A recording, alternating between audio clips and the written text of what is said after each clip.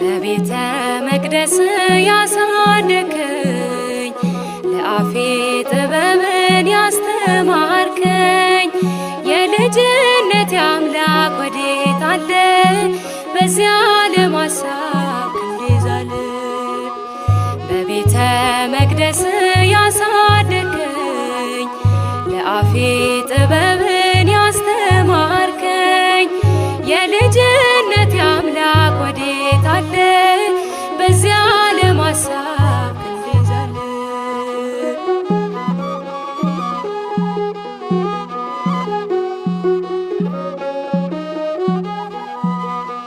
ያሸዋ ላይ ሕንፃ ሆኗል ቤቴ ያረገርጋል መሰረቴ ጠላት ሰልጥኖብኝ